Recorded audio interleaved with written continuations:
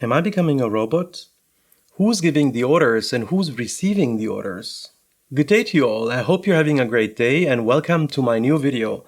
And this is exactly the topic of this video. Are we becoming robots? I was actually planning to make this video almost 2 years ago, right around the time when I bought this camera that I'm filming this video on, the Panasonic Lumix S5. Before I bought this camera, I was watching a lot of YouTube videos, probably similar to you when you're about to take a decision on which gear to purchase next. So I was paying a lot of attention to all kinds of technical gear, like frame rates, the color science, the autofocus behavior, and just generally opinion of YouTubers about this camera. Before I was filming my YouTube videos on this camera, I was just plainly using a GoPro, and before that, when I started the channel, I was just using a Canon M50, and I was actually quite happy. Looking back at that time, I was probably completely in a bubble, like probably many of you are when you're hunting for gear. But when I got the camera, I realized something within myself. Although I now had the most sophisticated photo camera and video camera I ever had, something changed. But you would say, nothing to complain about, right? This is an amazing photo and video camera. When I was starting to set up the camera for video and photography and started using it, all these things that all the reviewers were talking about when it comes to this particular camera model became apparent to me. So for example, there is some kind of lag in the autofocus department when it comes to tracking faces or focus breathing in the background. I don't know if you've ever realized focus breathing in any of my videos. If you did, congratulations. If not, now you know it. And so on and so forth. The same happened in me using the camera for photography. I had to somehow work around the auto ISO mode of this camera and the autofocus. In addition to all of that, what I try to do, one of the first reactions when it comes to video here in this studio environment, was to set up all this environment in such a way that it caters to this camera. The light, where I'm sitting, how far away from the lens I'm sitting, what kind of stuff I can put in the background or not, to make all of this work. And then it struck me. After taking many photos with my trusty Leica MD here, or some of my analog cameras, I suddenly got this feeling that the semi-smartness of the functions of the Lumix S5 were trying to push me in a specific direction or introduce certain behaviors in me that were not there before. Let me explain a little bit more what I mean with this. I'm not talking about the autofocus or aperture priority modes of the past. They were kind of simple. They all functioned kind of the same, and they were helping us with the basics. If you understood them with one camera or model, you pretty much understood them with all the other brands and camera models as well. Depending on which feature your camera model supported, it was clear what the constraints were within which you could be creative with your photography. These were our boundaries. This is how we achieved consistent results. In this video, I want to talk about these new cameras that try to introduce to us autofocus plus, new color rendition modes, auto ISO plus, and so on and so forth. They try to introduce some kind of smartness in our photographic process. But since they're not as smart as they should be or could be, it is suddenly us who need to deal with their limitations and even them out. And these constraints that were there in the past, they're still here, but these new smart mechanisms now suddenly also introduce a new type of uncertainty into our photography or filmmaking process. There's some unpredictability on how these smart systems will behave, and in a way we have very little control over telling them what to do. But in return, they condition us to behave in a specific way depending on the camera model that we use.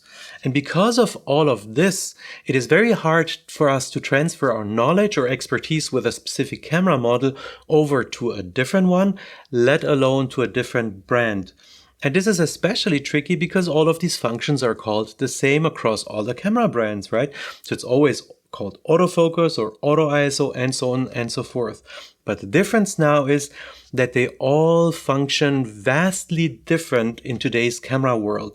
And we are more and more conditioned to a specific camera model that we are using and that we gain expertise with. When we get used to a specific camera model and we learned all the in and outs and the quirks and features, this new trained-in behavior makes it very hard for us to switch to a new camera. We know exactly that when we pick up a new camera and we turn it on, we cannot expect the same kind of results from the new camera that we achieved with the old one. We all know what kind of journey lies ahead of us to learn how to work around all these new smart systems and to adapt.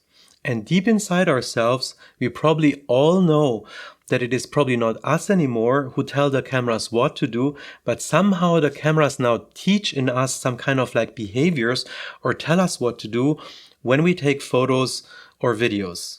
One could argue now and say, but Marcus, isn't this great that the cameras now do all of these things by themselves? And I would say, other than what I just said in the video, there is a yes and a no.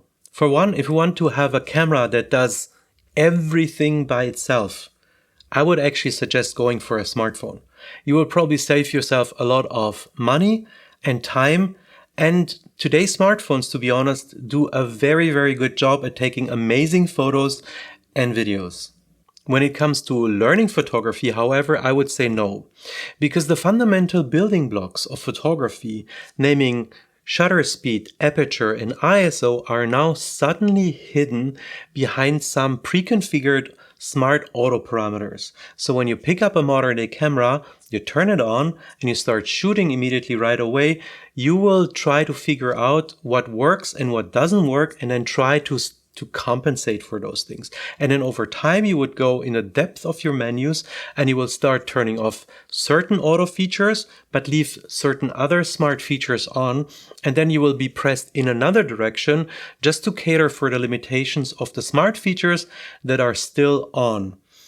And again, this is different for every camera model and every camera brand on the market. So in essence, what happens is, again, we learn and are pressed to shoot in a way that suits best to the camera and probably not to us.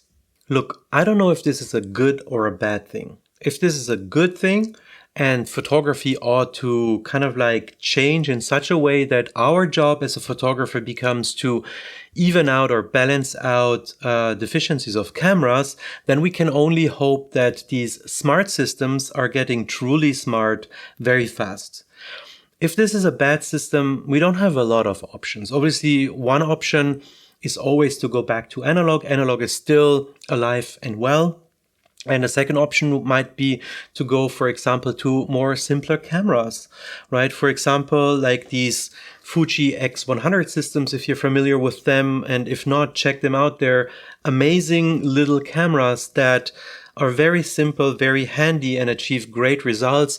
Or if money is no object, then obviously I would highly recommend looking into the Leica M system, like for example this Leica MD here or any Leica M system on the market. Well, these are my two thoughts on this topic. Just think about who the robot really is and what our way forward should be. At this point, the video that I originally intended would have been over. But as I was writing the script and thinking about this topic, I suddenly made an interesting connection when it comes to us and becoming robots in regards to photography on social media.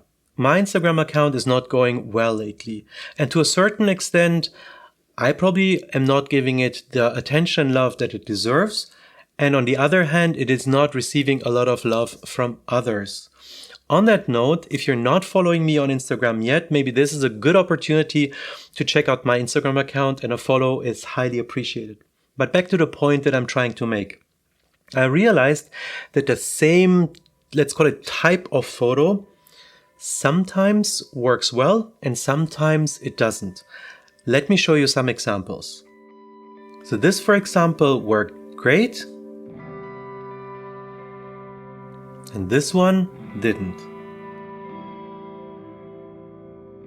This one worked great again. And this one didn't. Same here, this one worked very well. And this one didn't. The type of photos that always seem to work, at least for me, are the following ones. Let me show you some more examples. Single isolated subjects, landscapes of a famous landmark, patterns or repetition, light and shadow, minimalism, geometric shapes and symmetry, or simple light and shadow.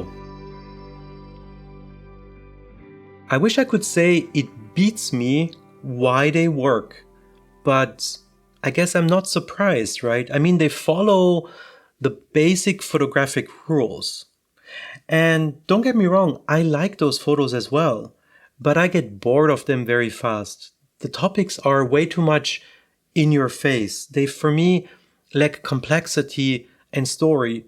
But for some reason, the algorithm favors them, and it looks like the audience as well, or at least the audience is conditioned to favor them. Sean Tucker recently did a video called Why No One Cares About Your Photography, where he's talking about this phenomenon as well.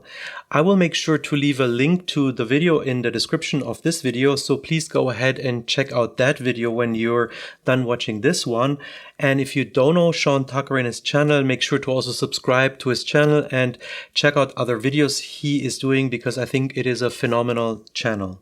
Since many of us seek confirmation and likes on social media, and the social media system or the algorithm favoring one specific type of photo, it makes us take more of this one specific type of photo. And to sum it up, we have on the one hand now these cameras who tell us how to take photos, and on the other hand, we have social media and the algorithm on top of it. So in a time where with the things that we have now at hand, we could have the highest possible creative output, we somehow produce the most homogenic photographic body imaginable. We can choose to continue like that or not. In the end, I think, or I hope, that it is up to us. I personally like to take the following kinds of photos. These are the photos I take pleasure in. I like to believe that they are moments that matter, moments in between. They have imperfections. For me, these photos have more character, more story. You need to look to see. Photos that aren't intended to satisfy the hunger of the algorithms. The way how I understand Sean Tucker in his video, he is linking taking more photos like the ones that I just showed you to growth, maturity, and making progress in our own photography. He's asking the question, what if boring to the internet means forward to us? I will let you be the judge if this is the case for the photos I just showed you. But I personally know that these are the kinds of photos I want to take more of. Just a thought. This is it for today's video. Let me know in the comment section below what you think. Do you agree or do you disagree?